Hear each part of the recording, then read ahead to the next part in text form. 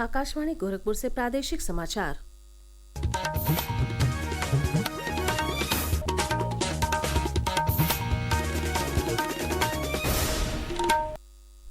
नमस्कार। समाचार बुलेटिन के साथ मैं सोनी निगम।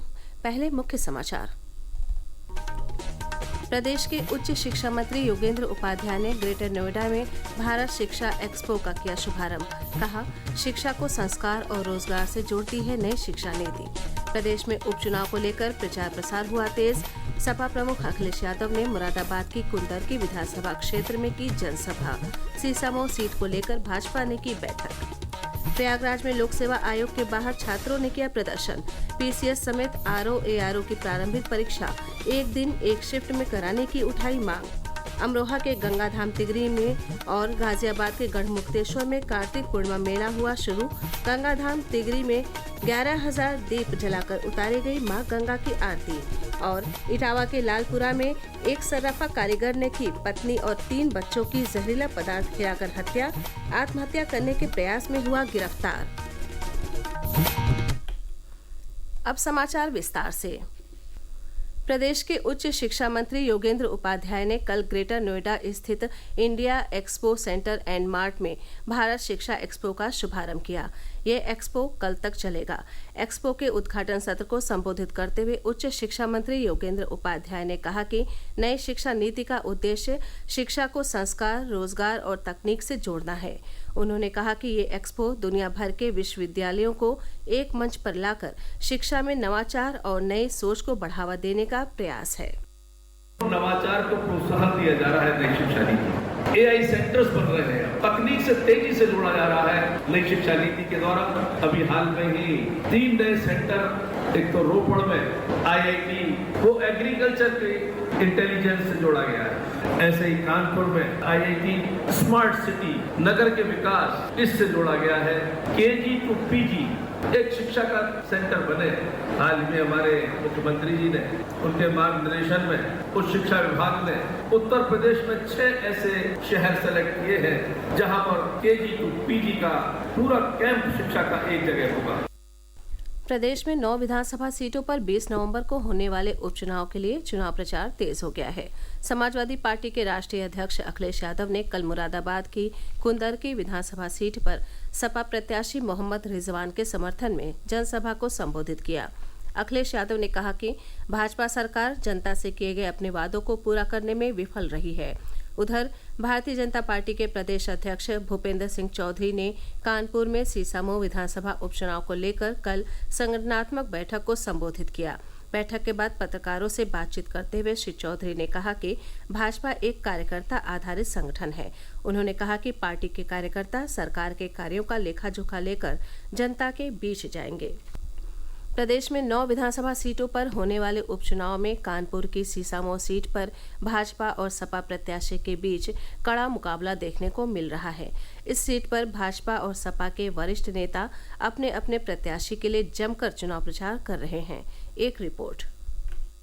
सीसामऊ विधानसभा सीट पर भाजपा ने सुरेश अवस्थी को टिकट दिया है, जबकि समाजवादी पार्टी से एमपी एमएलए कोर्ट से आगजनी सहित अन्य मामलों में सजा सुनाए जाने के बाद जेल में सजा काट रहे पूर्व सपा विधायक इरफान सोलंकी की पत्नी नसीम सोलंकी को इंडिया गठबंधन ने सपा प्रत्याशी बनाया है। वहीं बहुजन समाज पार्टी ने वीरेंद्र कुमार शुक्ला को टिकट दिया है, जबकि सीसामऊ उपचुनाव के लिए कुल 5 प्रत्याशी चुनावी मैदान में हैं। सीसामऊ विधानसभा सीट पर पिछले 3 विधानसभा चुनाव में इरफान सोलंकी ने विधानसभा का प्रतिनिधित्व किया है। एमपी एमएलए कोर्ट से सजा सुनाए जाने के बाद इरफान सोलंकी की विधानसभा सत्ता खत्म हो गई थी। आकाशवाणी समाचार के लिए कानपुर नगर से मैं राजेश श्रीवास्तव। न्यायमूर्ति संजीव खन्ना ने कल भारत के सर्वोच्च न्यायालय के 51वें मुख्य न्यायाधीश के रूप में शपथ ली।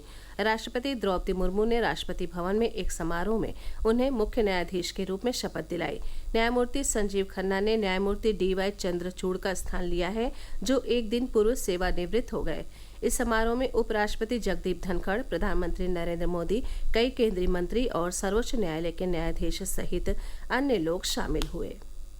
आगरा के एयरफोर्स स्टेशन पर कल air marshal Ashutosh Dikshit, AOC in C central air command ने भारतीय वायुसेना C-295 फुल मोशन सिमुलेटर सुविधा का उद्घाटन किया।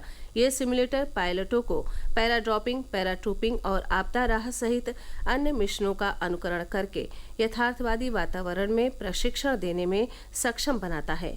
ये सुविधा C-295 बेड़े की परिचालन क्षमता में वृद्धि करेगी। उत्तर प्रदेश माध्यमिक शिक्षा परिषद ने वर्ष 2025 की हाई स्कूल और इंटरमीडिएट परीक्षाओं के लिए परीक्षा केंद्र निर्धारण की प्रक्रिया को सार्वजनिक कर दिया है। परिषद की ओर से इस प्रक्रिया को वेबसाइट पर अपलोड कर दिया गया है। परिषद के सचिव भगवती सिंह ने जानकारी देते हुए बताया कि संस्था के प्रधानाचार्य या प्रबंधक परीक्षा के निर्धारण में किसी प्रकार की शिकायत माध्यमिक शिक्षा परिषद के पोर्टल पर 14 नवंबर तक कर सकते हैं। प्रादेशिक समाचार आप आकाशवाणी गोरखपुर से सुन रहे हैं।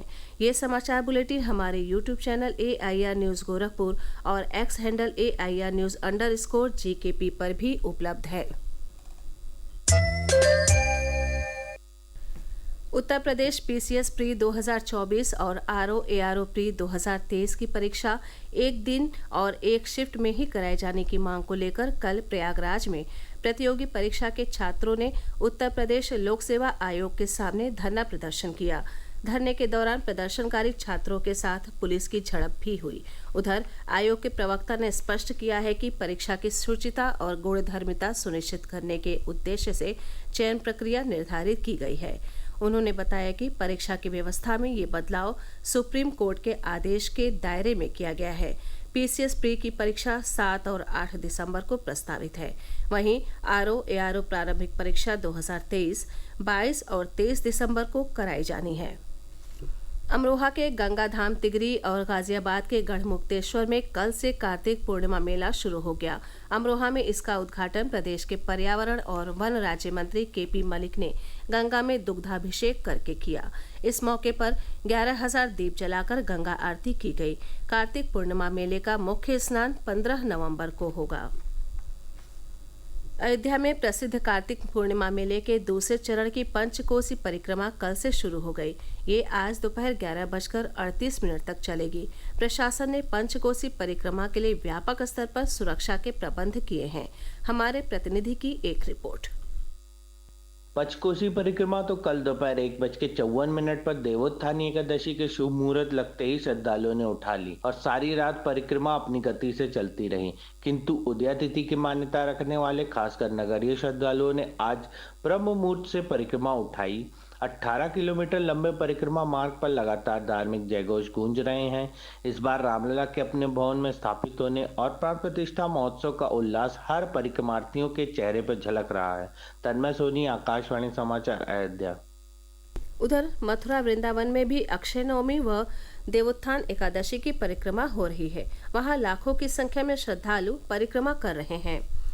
आगामी 15 नवंबर को प्रदेश भर में देव दीपावली का पर्व श्रद्धा, भक्ति और हर्षोल्लास के वातावरण में मनाया जाएगा। वाराणसी में इस अवसर पर गौ माता के गोबर से बनाए गए दियों से काशी के घाट जगमगाएंगे। इन दियों को बनाने का काम स्वयं सहायता समूह की महिलाएं कर रही हैं। एक रिपोर्ट। 7 स्वयं सहायता समूहों की 25 परिवारों की महिलाएं इस कार्य में जुटी हुई हैं और उनका लक्ष्य 30,000 गोबर से बने दीप तैयार करना है। पहले जहां देव दीपावली पर महिलाएं मुश्किल से 400-500 रुपए कमाती थी, अब उन्हें इस कार्य के लिए लगभग 4,000 से 5,000 रुपए की आय हो रही है। आकाशवाणी समाचार के लिए वाराणसी से मनीष सिंह।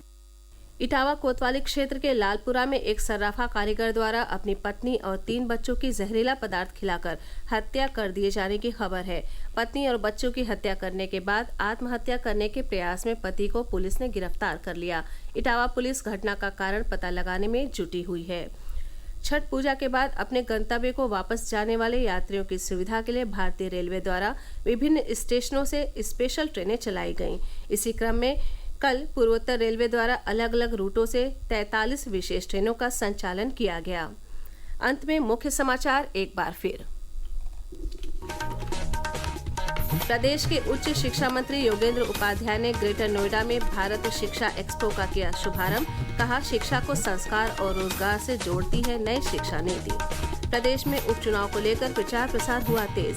सपा प्रमुख अखिलेश यादव ने मुरादाबाद के कुंदन की विधानसभा क्षेत्र में की जनसभा।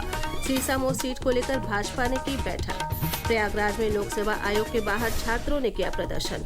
PCS समेत RO-ARO की प्रारंभिक परीक्षा एक दिन एक शिफ्ट में कराने की उठाई मांग। अमरोहा के गंगाधाम तिगरी और गाजियाबाद के गढ़मुक्तेश्वर में कार्तिक पूर्णिमा मेला हुआ शुरू। गंगाधाम तिगरी में 11,000 दीप जलाकर उतारी गई मां गंगा की आरती। और इटावा के लालपुरा में एक सराफा कारीगर ने की पत्नी और 3 बच्चों की जहरीला पदार्थ खिलाकर हत्या। आत्महत्या करने के प्रयास में हुआ गिरफ्तार। इसी के साथ ये समाचार बुलेटिन समाप्त हुआ। नमस्कार।